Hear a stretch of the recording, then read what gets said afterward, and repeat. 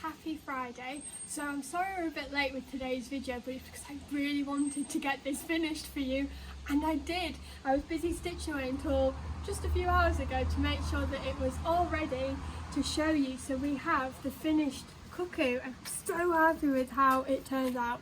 I decided to keep these ones blue because I liked how they looked, and even though it's not quite symmetrical with the other side because of it, I still quite like it. So yeah, this is how it looks. I'm really happy with how it turned out. So tomorrow we are going to start blocking it to get it ready, because I'm going to make this into a cushion. So I'm going to leave you today with Phillipa's video on how to start blocking your piece, and then tomorrow I'll be back showing you how I get on with blocking it. So you've got time to get all your things together and you can do it together tomorrow. Hello, I'm Phillipa Turnbull from the Crewel company. Georgie, Frankie and I are just pinning out the Wordsworth Cuckoo, which has just come straight off the ring frame. We don't pre-wash our linen at all, and we certainly never go near it with an iron. And instead, we use a process called blocking. So what we've done is we've put the pins at 45 degrees away from the design, all the way around on a board. Now, Georgie, where did we get this plastic? The plastic is recycled bin bag, this one, and any recycled plastic will work, and we've used it on a corkboard this time.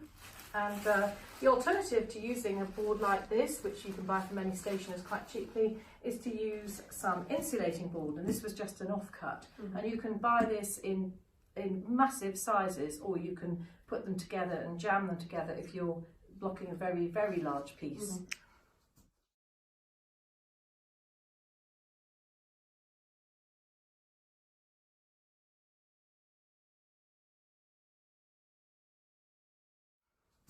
So, if you'd like to get going, one of you, I don't know if We'll take turns. So what we're doing here is we're working all around the edges and across the face of the design, and making sure that you work absolutely to the edge, because if you leave any areas with a little bit of dry fabric, you'll find that the rather nasty waterline creeps into the fabric, and then you'll never ever get rid of that. So we're using plastic headed pins. Those are known as quilting pins in the UK, and Stainless steel. they're stainless steel, aren't they? Rust proof, that's the main thing, and you certainly don't want to have any injuries. So Frankie's had a go over this, and if you pass it across to Georgie for another go, it's quite hard work. And we're using bottled filtered water. Sometimes you can trust the water out of your tap if you've got a filter on it, but I would always test it on a bit of fabric first. And you can only use this method with Appleton's wools, and if you've added any extra silks or anything like that, you must do a colour test on them first.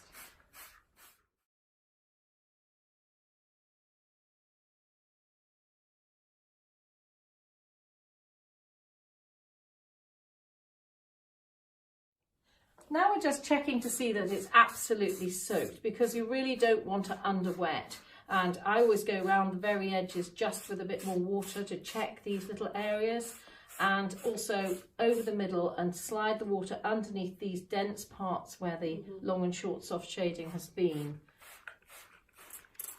If you tip the, if you just lift that, Frankie, for me, you can see that the water running underneath will soak the linen. Can you see that travelling behind? So it's wet enough now, and we just leave it now for 3 days in a normal house temperature, and that will dry completely. But don't be tempted to undo it and test, because really you do want to leave it that entire time.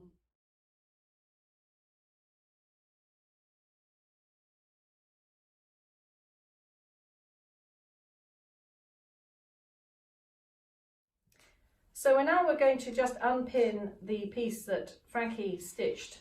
Was it your first or second? Second. This one. Second one. And the first one she did blocked beautifully, but this one has come away, and it's just slightly ruckled here. So I think there has been a bit of a problem there, Frankie. Yeah, I don't get it tight enough in the frame, I don't think. Right.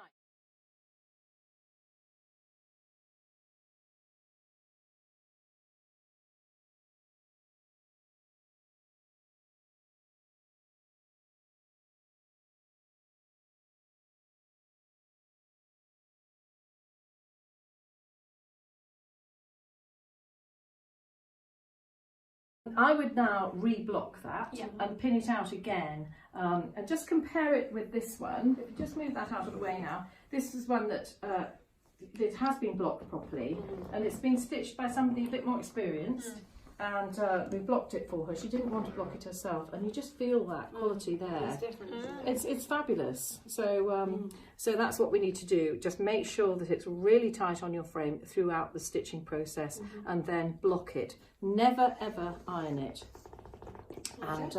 And we'll just spin it out again, have another go, and get it a bit tighter. And this time we'll be a little bit stronger when we block it, and that should come out.